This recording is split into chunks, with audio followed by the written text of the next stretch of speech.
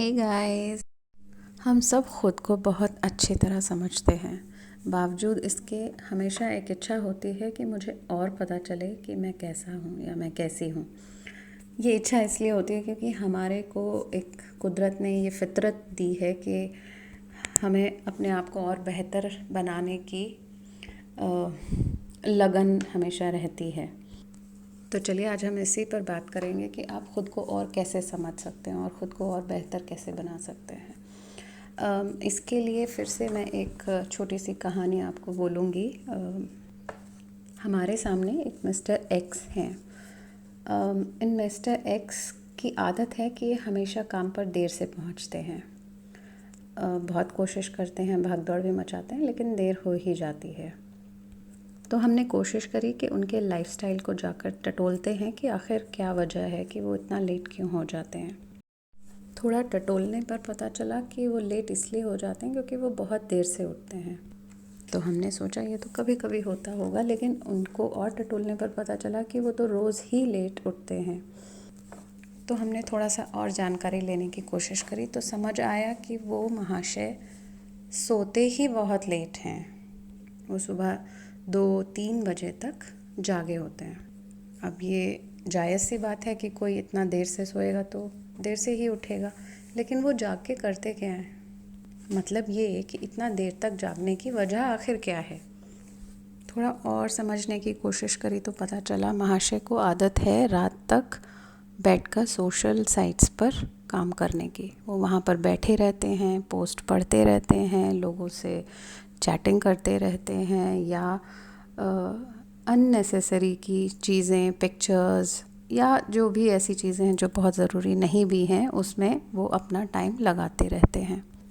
उनको इन चीज़ों में इतना मज़ा आता है कि उनका सोने का मन ही नहीं करता। वो अपना सोशल मीडिया को ही उन्होंने अपनी रात का सबब बना लिया है।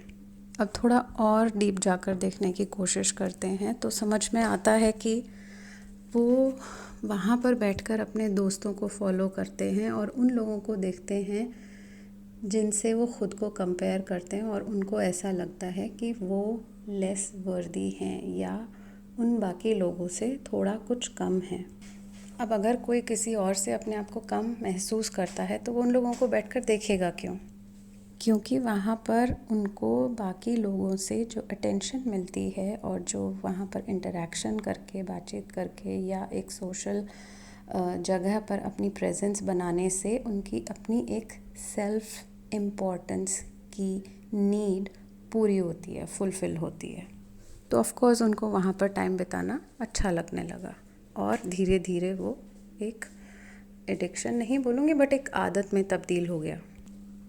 तो अब थोड़ा कुछ समझ में आता है कि मिस्टर एक्स की ऑफिस लेट आने की डीपर वजह उनकी सेल्फ इम्पोर्टेंस पूरा करने की नीड है। हमें एक ऊपरी वजह तो दिखाई देती है कि वो लेट सोते हैं, लेट उठते हैं, लेकिन सबकॉन्शियस वजह हमें नहीं समझ में आती। वो थोड़ा जानने की कोशिश करेंगे तो मिलेगी। हर इंसान के अंदर एक सेल्फ इम्पोर्टेंट फील करने की इच्छा होती है और उसके लिए हर तरह के तरीके को अपनाने के लिए इंसान कोशिश करता रहता है।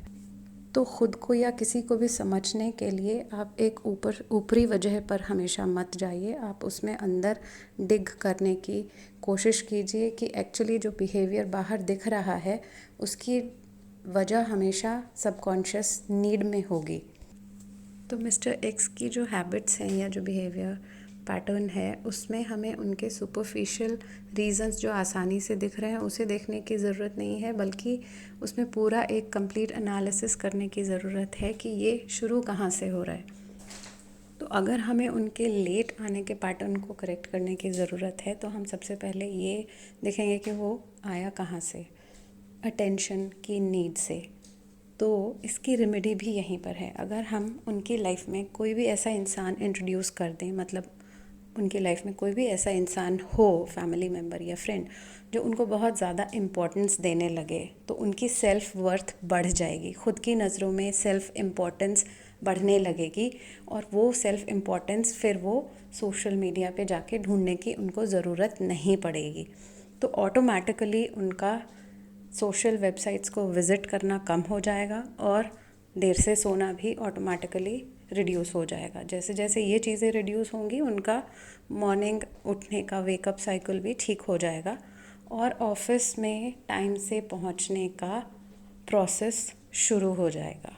अब ये सॉल्यूशन वो ख़ुद भी कर सकते हैं और बाकी लोग उनको हेल्प भी कर सकते हैं। अगर हम इस चीज़ को समझ लें तो बहुत लोग होंगे जो तो वॉलंटियर करेंगे, जो उनके साथ बात कर सकते हैं, कन्वर्सेशंस कर सकते हैं या उनको लाइफ में इम्पोर्टेंट फील करा सकते हैं, जिससे उनकी ये नीड सेटिस्फाई होने लगेगी और उनको सोशल मीडिया की ज़रूरत बिल्कुल नहीं पड़ेगी।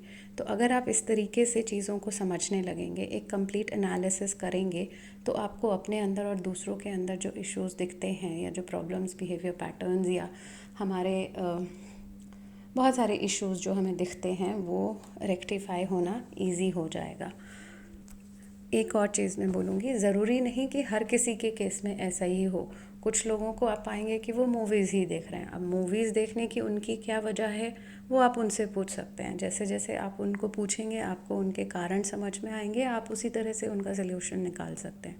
कुछ लोग होंगे जिनको नींद वैसे ही नहीं आ रही है तो इसलिए वो लेट हो रहे हैं। अब वो किस लिए नहीं आ रही है वो आपको उनसे पूछना होगा और जानना समझना होगा। तो आप अगर ऐसी चीज़ों को इस तरीके से अगर आप समझेंगे तो आपके लिए बहुत ही आसान होगा ख़ुद पर या दूसरों पर काम करना।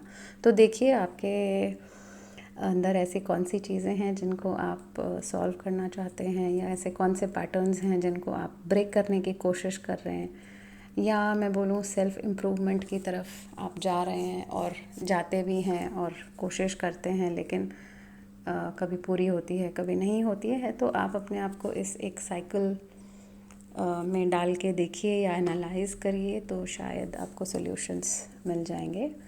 आई होप आपको अच्छा लगेगा और आपको इससे हेल्प भी मिलेगी। आप मुझे अपनी रिक्वेस्ट भेजते रहिए और जैसे मैं हमेशा बोलती हूँ मैं उस पर काम करती रहूँगी। बहुत बहुत धन्यवाद मुझे सुनने के लिए। Anupama signing off. Thank you so much.